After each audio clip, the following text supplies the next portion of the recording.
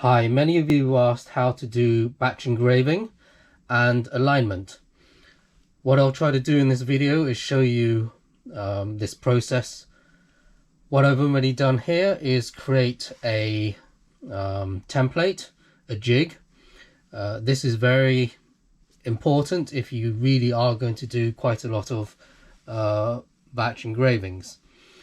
This is only for 4, you can do it for larger within the whole area of the slide here, but for the purposes of this video, just for 4 units. Point being, I can take these little discs and just slot them in. These are in fact 34.5 centimeters diameter. And there we go, they all fit in nicely. The jig was created using the app. Hopefully you can see there the outline. What I also did was processed and put in the middle various designs, so I'm just unhiding them at the moment. Hope I've done them all. So there you can see, and they're all in the middle of the circles. Now what I can do is preview. What I'll do is remove the overall outline. I can do a preview and then click on that. That will do a preview of all the circles, but then what I can do is select one of them. Oops.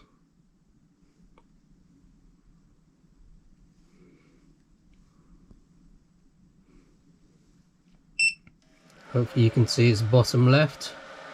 Tap the top left, top right, bottom right. So essentially everything is lined up. What I can now do is also remove the outlines of the circles, because I don't want to engrave those or cut, because that was used for purely setup of the template and cutting. So now what I'll do is just ensure that these are upright, they look fine. And then what I'll do is highlight all of them, preview. I've already set the engraving parameters. I'll just show you those here in the carve, all the parameters here. So what did I set? I set 100 and depth of 8. Back onto preview. Now I'm going to engrave, so I'll put on my glasses, but I'll also turn on the ventilator.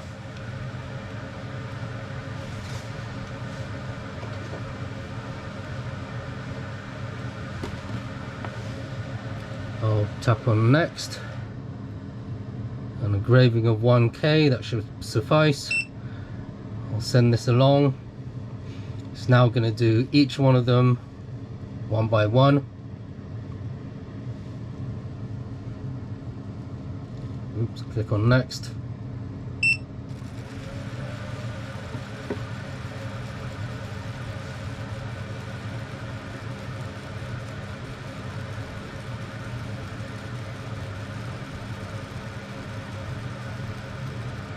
First one done. Automatically doing the second one by itself. Bring the mobile in so you can see I'm not doing anything.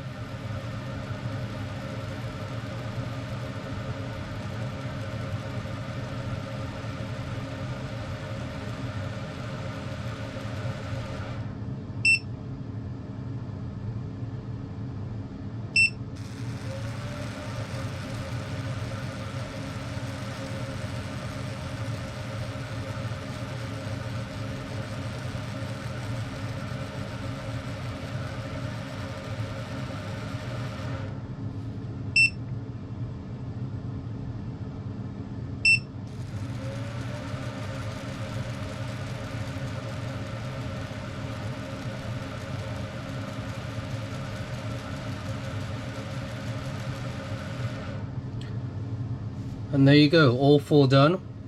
Now what I'm going to do is replace them with 4 other ones, so carefully take them out without removing the jig. Let's place these here.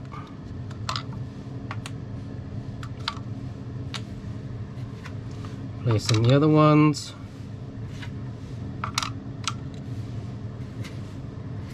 This is why a jig is so useful, because all you need to do is slot in the pieces, the new products, ensure that they're upright. Well, these ones you do because they've got little keychain holes at the top.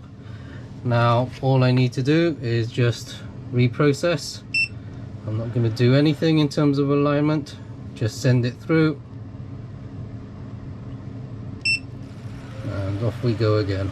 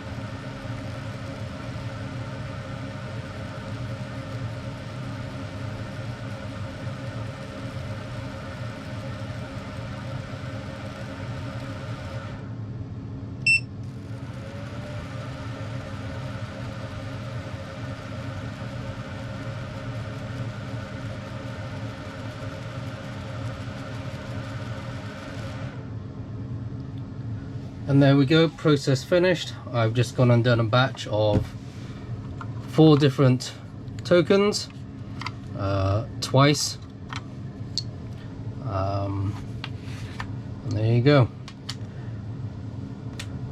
Now you might ask, why did I do it on here? The main reason being, I'm going to show you how to align things for other batch processing. So you saw in the video, the product demo, different items in different places. Now normally you wouldn't do that. Normally what you'll do is have a nice little a nice jig with all the items next to each other, rather than in different locations. But I'll show you how this is done. This cutting plate also is very useful if you will not have this this slide extension, because obviously then you've got all these grooves. You can put particular alignment jigs in, which also helps. Actually, I can remove this and put 2 like that, and those are nicely aligned, so I could put like that.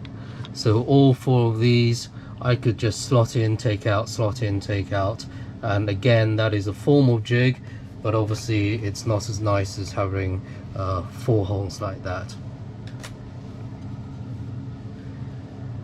Now what I'm going to do is put this on here. The main reason being is so that you can see the alignment circles, or the preview, because the base is relatively dark and how do you call it, have got holes in them such that you cannot easily see thing. So I'm just holding this down because the wood is a little bit warped, as you can see, but hopefully it won't impact too much what I'm going to do. Let's turn off the ventilator, don't need that at the moment. Hopefully you could hear all that. So now what I'm going to do is hide these particular ones because I don't want them anymore. And we're just going to rely upon numbers. And the numbers will also be in the circles that I created. Oops, didn't unhide number 4. So there we go. Now what I can do is preview them. So, oops, don't want to preview the whole thing, so I can click on the top left circle. Wasn't that working? layers, circle, there you go. Oh, there we go. Just my fingers aren't working properly. So let's look at the bottom right hand one. You can do preview, see the square there. I'll click on the one above, it moves.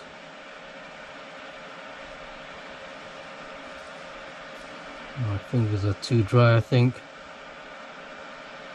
I'll go 3. And let's retouch the screen.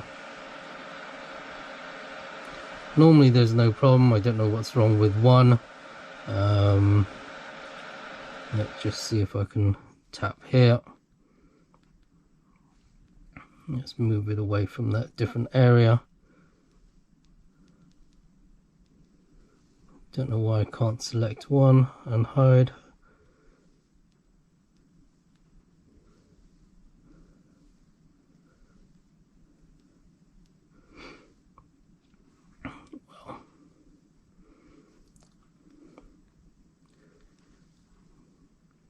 Let's do layers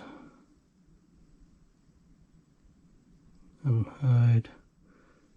Is it because I've locked it? Ah, that's why, because I've locked it. So unlocked it, hide, now I can select it. There we go. So by randomly just tapping, I locked the layer of the first circle, so I couldn't show it. So there we go. First circle, second circle, third circle, fourth circle. Now what I'm going to do is just plug in the extension to show you how this alignment works with the slide extension. So by plugging it in, the slide extension is moved all the way to the back. Why? Because that's the homing position. Now if I select the first circle, preview, I forgot to turn it on. So slide, I can do slide or slide mode table, they're two different ones. I'll show you slide first. So I do preview, it will come down.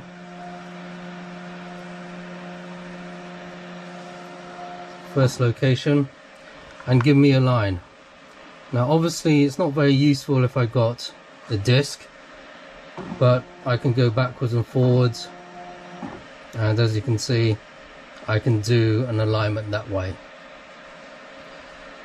This can help if you have let's say square slate coasters.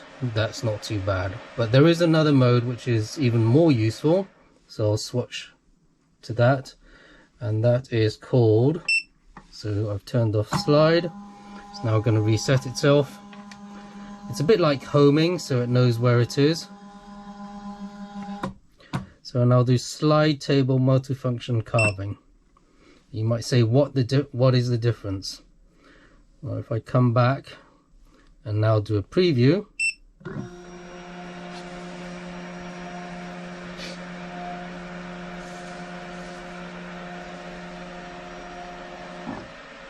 you'll get to see a nice square. So based on that, I can put in my first one and tap on the second one. I can put in my second square.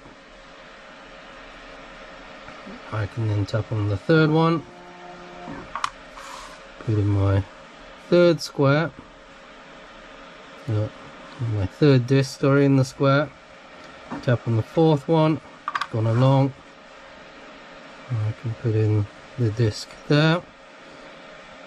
Now it's sort of all upright, so let's have a look. One, I'll actually move that, so I'm just going to do undo, there we go, preview again, one, yep, 2, 3, 4, and that's good. So there you can see I've got 4 items in there.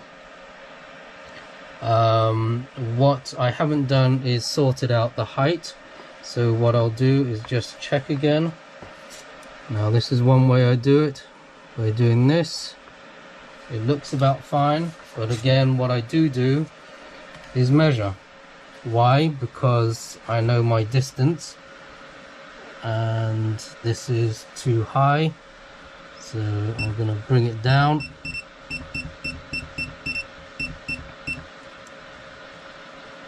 You might say, why didn't I notice it on the previous one? It's because that light is a bit bright and I'm a bit blind. So let's move this back in.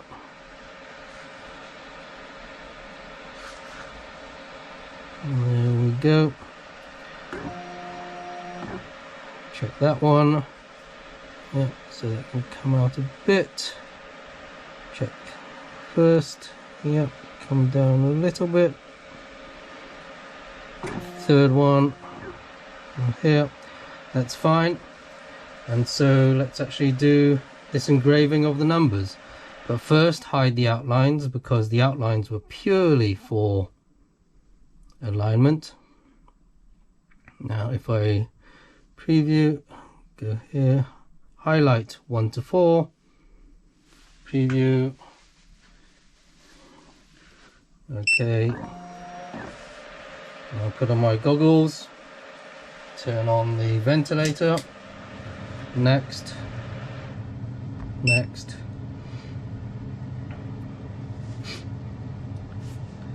yep, go, go. So now this should engrave, go to all the different ones. It's done the first one, second one, so it doesn't really need to move. So there you go. 4,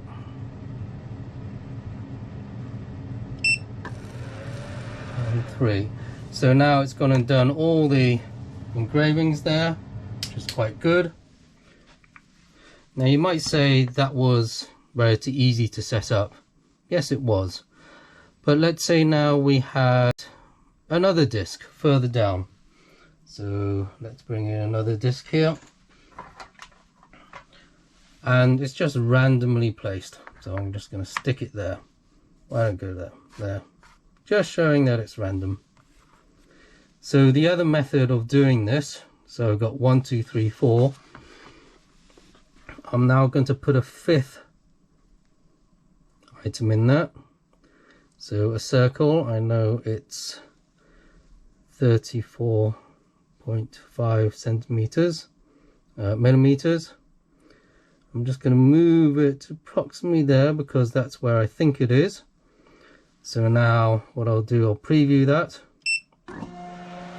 Comes down, not too bad, but now I can move with a finger. Nearly there. Nearly there, just maybe one more notch. There we go, I think. Oops. There we go. So now I want to put a number 5 in there. Text 5, dip. Oh, oops. Move that down here. Highlight it all. Align to center. So that's just going to do the 5. I can now hide this layer. Let's check the 5 in terms of the engraving. 100, 10, 1 should be fine. So tap on that, pass, confirm. That's where it's going to engrave. Goggles on. Next. Okay, do it.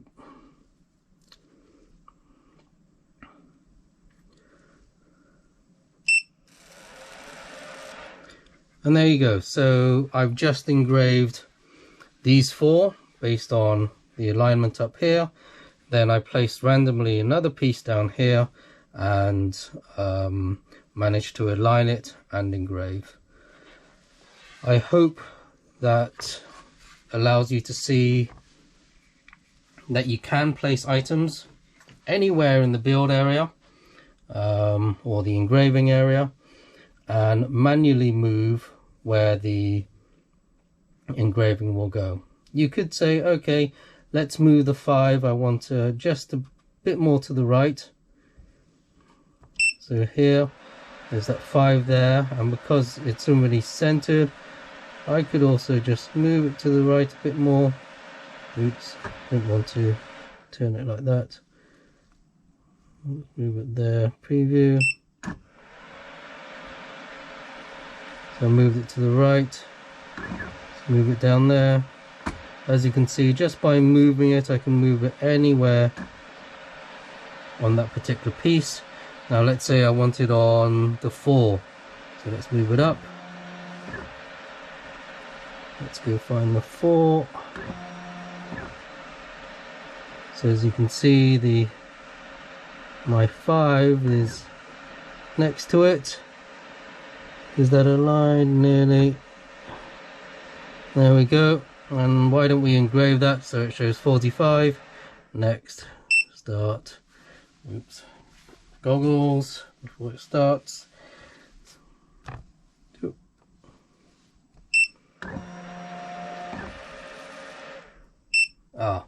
It's going through all of this because let me stop that, because I didn't select all items. What I needed to do is select the 5, engrave. Now it should just do the 5.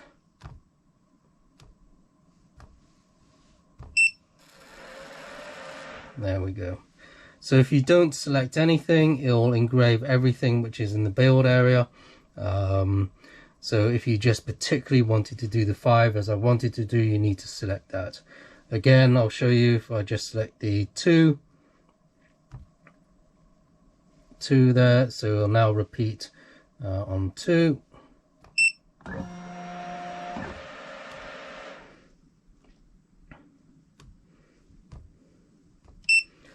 And there you go, it's repeating the engraving on 2.